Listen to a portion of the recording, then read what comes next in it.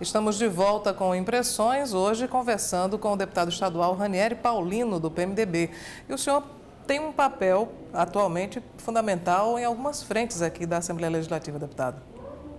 Isso, desde o meu primeiro mandato, né, a gente tem criado canais de interlocuções. É importante esses canais de interlocuções com a sociedade, porque é um ambiente que a gente busca nas frentes parlamentares, acho que aproximar inclusive os segmentos, né, mais expressivos da sociedade paraibana, que busca dar vazão a essas demandas. Então, nessa legislatura, nós renovamos a Frente Parlamentar em Defesa da Advocacia Pública. É um ambiente de trabalho, né, que tem inclusive as demandas da Defensoria Pública, dos procuradores de Estado. A gente tem buscado criar esse canal de diálogo, inclusive com o Poder Executivo, através da nossa frente parlamentar. E uma frente parlamentar que eu criei, que foi algo assim muito caro para mim, eu trato com muito zelo, porque foram de experiências que aconteceram, inclusive, ao longo da vida, mas especialmente na campanha de pessoas com deficiência física que foram apresentando demandas a mim, a gente foi criando. Então, hoje, eu já consigo catalogar algumas leis nossas, né, e requerimentos de relevância para garantir esses direitos das pessoas com deficiência. Então, nós criamos, talvez seja a maior frente parlamentar da Assembleia, onde teve o maior número de adesão de colegas parlamentares à frente parlamentar em defesa das pessoas com deficiência, né, seja deficiência física ou intelectual, né.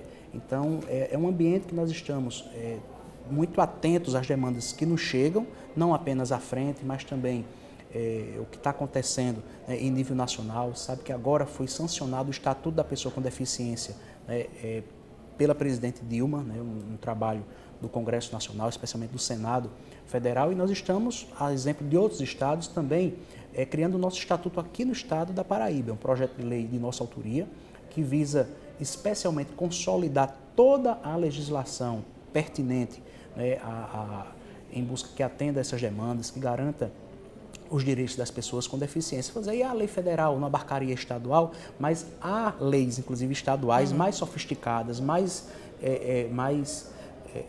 próxima, né, do segmento das pessoas com deficiência do que até a lei federal. Por exemplo, a lei da visão monocular, né, no Brasil, no país, ela ainda está sendo ainda consolidada. A nossa não, já é lei aqui no estado da Paraíba. Foi uma propositura sua? Foi uma propositura nossa. Quem enxerga apenas por um olho, ele é deficiente também, é deficiente visual. Aqui na Paraíba tem, se um órgão não funciona com eficiência, notadamente ele é deficiente.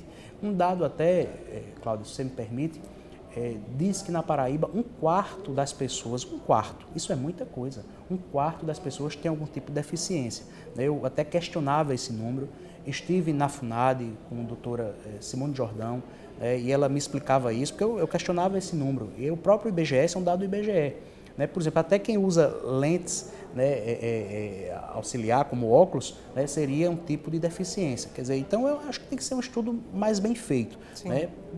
Esse é dado do IBGE, mas assim, até para fazer essa estatística, hoje nós não temos esse número, né, tão específico, né, essa estatística, eu acho que é um pouco questionável ainda nessa relação, mas o contingente é muito grande. E aqui na Assembleia não tem um recorte específico, quer dizer, não tem uma comissão temática que trate deste tema. Tem a Comissão de Direitos Humanos, mas é muito mais ampla a direitos humanos, sem dúvida alguma. Então, nós criamos a Frente Parlamentar para congregar, né, os parlamentares que têm interesse no tema, em nos auxiliar, em colaborar. Eu vejo também, e aí é uma deputada que tem tido uma presença muito forte nesse questão aqui na Assembleia, a deputada Estela Isabel. Nós estamos, inclusive, dialogando, sempre essa forma de criar esses mecanismos para aproximar ainda mais as pessoas. Então, eu estou muito feliz assim, com o trabalho da Frente Parlamentar, né, esse trabalho agora nosso, do Estatuto, né, é um trabalho que vai nos dar, eu acho que um cabedal ainda mais de criar, né, essas fontes de pesquisa, e estarmos juntos e dialogando isso. E aí eu vou precisar muito, inclusive já oficiei ao presidente da Casa, deputado Adriano Galdino, para constituir uma comissão especial para este tema, não apenas de parlamentares, mas também de técnicos da Casa, que é para fazer um trabalho, né, com muito zelo, com muita técnica também. Claro que tem que ter coração, e sem coração, né, a gente não pulsa, mas a gente quer que seja um trabalho que seja tecnicamente perfeito. Como é que o senhor desenvolveu esse interesse, essa afinidade por temas relativos à pessoa com deficiência? O senhor tem alguma pessoa próxima ou um eleitor, alguém que lhe despertou esse assunto? Familiarmente, tem a presença do meu avô, que foi uma pessoa muito presente na minha vida, apesar de ele ter partido jovem, com 63, 64 anos, né, cedo, né, eu quase criança, 13 para 14 anos, mas aquilo ficou incutido em mim, né, e tive uma experiência, sem dúvida alguma, não vou dizer que foi por ela apenas, né, mas é uma experiência que faz com que a gente perceba melhor, né, essa questão. Foi minha mãe passou por 35 cirurgias, né, um acidente de carro.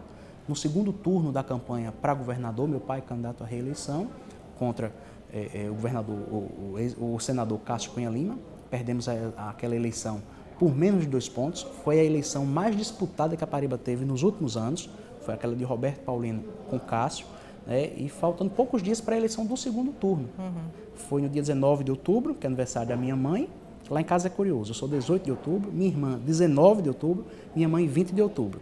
Então foi do dia 19 para o dia 20 de 2002 aquele acidente. E foi algo assim que nos...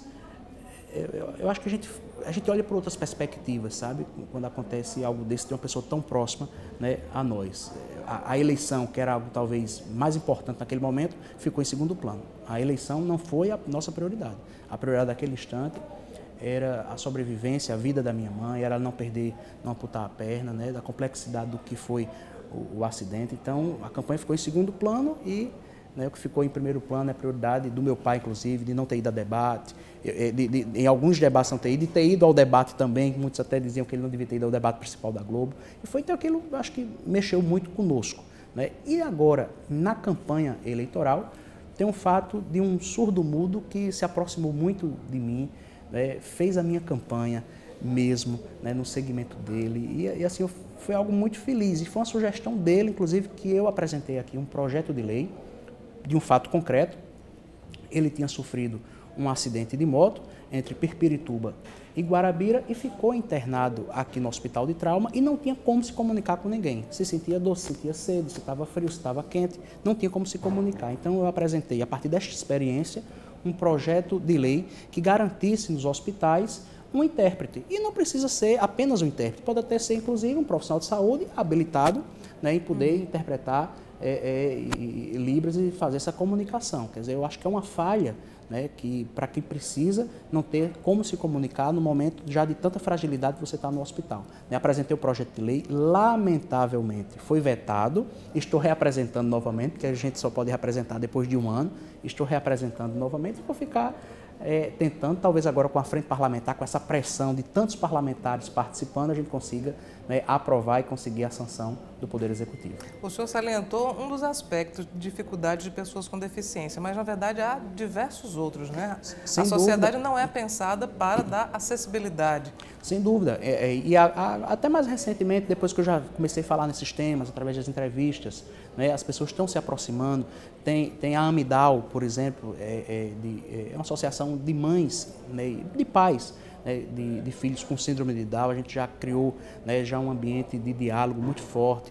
Tenho tido a ajuda, e gosto de registrar isso, do Dr. Fabiano Moura de Moura, que foi juiz, né, juiz aposentado, é portador da deficiência da visão monocular, né, doutora Israela Pontes, que é a mãe, né, de um menininho com síndrome de Down. Então, a gente tem criado essas aproximações e buscado, né, criar um mecanismo de diálogo. Por exemplo, tem a Prefeitura de João Pessoa tem tido uma experiência muito interessante em escola com síndrome de Down. O setor privado não consegue fazer isso. Eu acho que é uma deficiência grande do setor privado não absorver isso também, né? Porque às vezes não quer receber, não quer ajudar, né? Acha que é um problema que não vai dominar, né? E o setor público tem absorvido, mas não com a eficiência merecida e devida.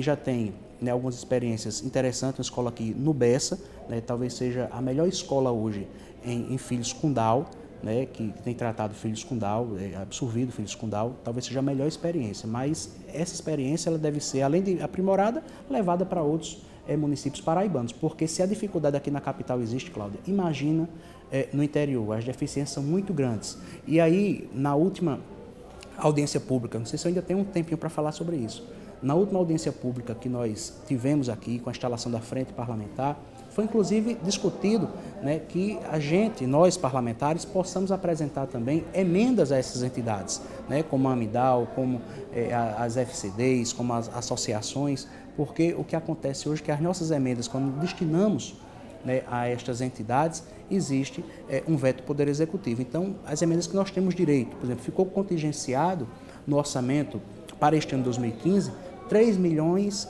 de reais para cada parlamentar. E seria interessante que nós pudéssemos também destinar e ajudar essas entidades, né? Porque é muito mais direcionado, né? Então precisaria de ter um apoio, de uma suplementação orçamentária e que a Assembleia, né, através das emendas parlamentares, do que é um direito nosso, né, a gente pudesse fazer esse reforço orçamentário nessas entidades. Foi um dos temas que nós colocamos também na frente parlamentar.